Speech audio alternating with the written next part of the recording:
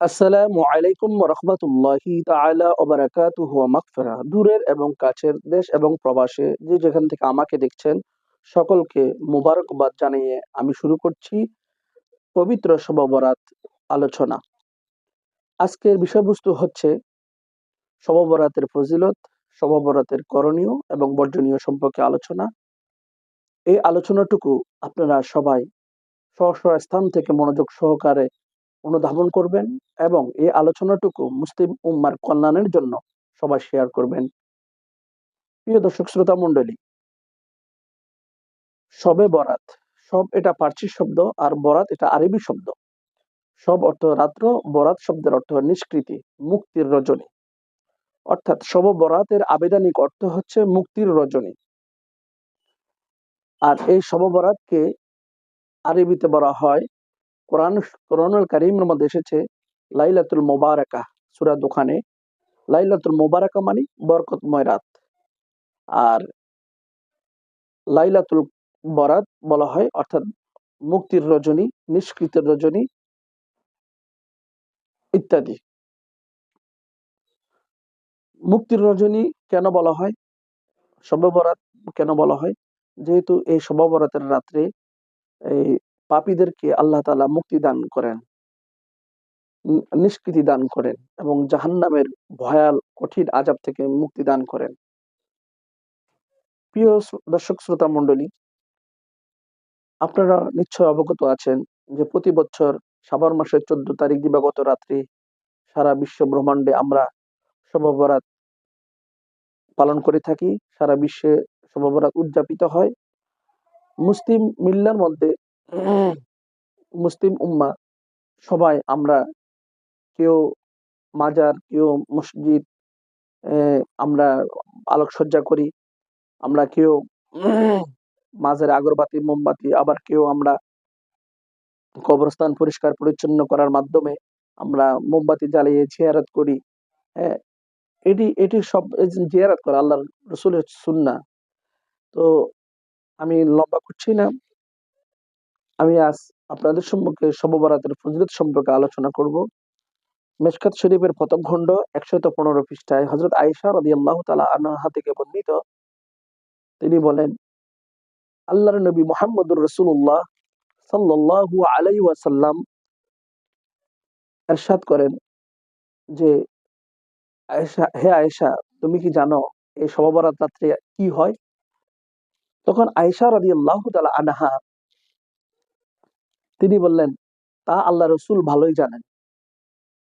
তখন আল্লাহর নবী মুহাম্মদুর রাসূলুল্লাহ সাল্লাল্লাহু আলাইহি ওয়াসাল্লাম ইরশাদ করেন যে, এই শবে বরাত রাত্রে আগামী বছর যত শিশু জন্ম গ্রহণ করবে এবং যতগুলো মানুষ মারা যাবে, সকল জন্ম এবং মৃত্যুর নাম আজকের এই শবে বরাত রাত্রে লিপিবদ্ধ করা হয় এবং বিগত বছরের মানুষের আমলনামা আল্লাহর দরবারে পেশ করা হয় এবং মানুষের রিজিক অবতীর্ণ করা হয় শবে বরাত রাত্রে। তাহলে আমরা অনায়াসে বুঝতে পেরেছি যে আমাদেরকে শবে বরাতের ফজিলত সম্পর্কে আমরা জানতে পেরেছি যে শবে বরাতে আমাদের করণীয় কি। শবে বরাতে আমরা নামাজ পড়বো, আমরা তাসবিহ তাহলিল করব, কোরআন তেলাওয়াত করব, আমরা এই কবর জিয়ারত করব, আমরা ওলি আল্লাহর মাজার জিয়ারত করার মাধ্যমে ফয়েজ অর্জন করব এবং তৎসঙ্গে আমরা চেষ্টা করব শবে বরাতকে উসিলা বানিয়ে সমাজের মধ্যে যারা অসহায়, যারা মিসকিন, আমরা আল্লাহর সন্তুষ্টির জন্য আমরা এই শবে বরাতকে উসিলার মাধ্যমে হালুয়া, রুটি, গোশত, হ্যাঁ, বিরিয়ানি, যে যার যার তৌফিক অনুসারে আমরা মানুষকে আপ্যায়ন করার জন্য চেষ্টা করব, যাতে আমরা আল্লাহর রাজামন্দি হাসিল করতে পারি। তো তিরমিজি শরীফের একখানা হাদিস, তিরমিজি শরীফের প্রথম খণ্ড 156 পৃষ্ঠা হযরতে আয়েশা রাদিয়াল্লাহু তাআলা আনহা থেকে বর্ণিত, তিনি বলেন, আল্লাহর নবী আয়েশা রাদিয়াল্লাহু তাআলা আনহা বলেন, একদিন আমি আল্লাহর নবী মুহাম্মদ রাসূলুল্লাহ সাল্লাল্লাহু আলাইহি ওয়াসাল্লামকে আমি হারিয়ে ফেলেছি এক রাত্রে। তখন আল্লাহর নবী মুহাম্মদ রাসূলুল্লাহ সাল্লাল্লাহু আলাইহি সাল্লামকে খোঁজ করতে আমি বের হলাম। খুঁজতে খুঁজতে আল্লাহর নবীকে আমি জান্নাতুল বাকির মধ্যে দেখতে পেলাম। তখন আল্লাহর নবী মুহাম্মদ রাসূলুল্লাহ সাল্লাল্লাহু আলাইহি সাল্লাম আয়েশাকে বললেন, হে আয়েশা, তুমি কি আশঙ্কা করছো আল্লাহ রাসূল তোমার উপর জুলুম করছেন? তখন আয়েশা রাদিয়াল্লাহু তাআলা আনহা বলেন যে, আমি ধারণা করলাম যে আপনি সেই রাত্রে অর্থাৎ শবে বরাত রাত্রে আপনি আপনার অন্য কোনো স্ত্রীর কাছে গিয়েছেন। তখন আল্লাহর নবী বললেন, আয়েশা, এই এই শবে বরাতের রাত্রে আল্লাহ তাআলা আকাশে চলে আসেন, আকাশে চলে আসেন এবং বনু কলবের মেষের পশম অপেক্ষা লোকদেরকে আল্লাহ তাআলা ক্ষমা করে দেন। কেননা বনু কালব গোত্রের মেষ, অনেক মেষ মেষ ছিল। এই মেষের এই এই মেষের এই মেষের এই এই যত পশম আছে সমস্ত পশম অপেক্ষা মানুষদেরকে ক্ষমা করেন। প্রিয় দর্শক শ্রোতা মণ্ডলী, দেখেন আল্লাহর নবী মুহাম্মদুর রাসূলুল্লাহ সাল্লাল্লাহু আলাইহি ওয়াসাল্লাম এই শবে বরাত রাত্রে জান্নাতুল বাকির মধ্যে তিনি জিয়ারত করতে গেলেন। তাহলে এটা আল্লাহর নবীর সুন্নাহ। তাহলে শবে বরাত রাত্রে আমাদের করণীয় কি?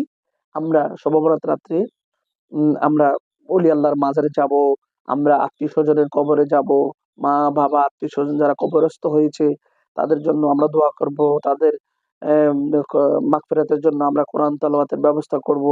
আমরা সমাজে হালুয়া, রুটি, মানুষকে খাদ্য খাওয়ানোর চেষ্টা করব। শবে বরাতকে উসিলা দিয়া এটা একটি বড় একটি সওয়াবের কাজ। কেননা ইন্নামাল আমালু বিন্নিয়াত। হ্যাঁ, আপনি যা কিছু করবেন সব নিয়তের উপর নির্ভরশীল। হুম? আমার মনে চাইছে যে আমি শবে বরাতের উসিলা দিয়া মানুষকে খানা খাওয়াবো, মানুষকে আমি হাদিয়া দান করব। এটা হলো নিয়তের উপর নির্ভরশীল।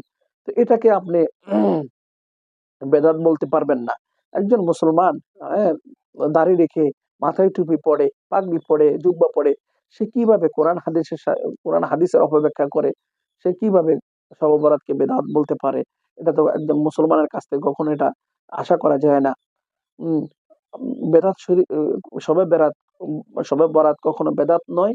এটা যাদের যাদের স্বার্থে আঘাত হয়, যারা বেদাত তারাই বলে যারা বলে যে সমাজের মানুষকে মেজবানি খাওয়ানো যাবে না।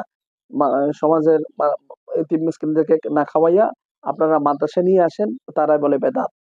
আমাদের দেশে এরকম কিছু দুর্গন্ধযুক্ত পাইকারি মোল্লা মৌলবি আছে যাদের ভাগে কম পড়ে, হ্যাঁ, এই জন্য তারাই ওই বলে বেদাত। আসলে শবে বরাত হচ্ছে জায়েজ। শবে বরাত বন্দেগী, রাত্রে ইবাদত বন্দেগী করবেন, নিজের জন্য দোয়া চাইবেন, মাগফিরাত করবেন, মানুষের জন্য দোয়া কামনা করবেন।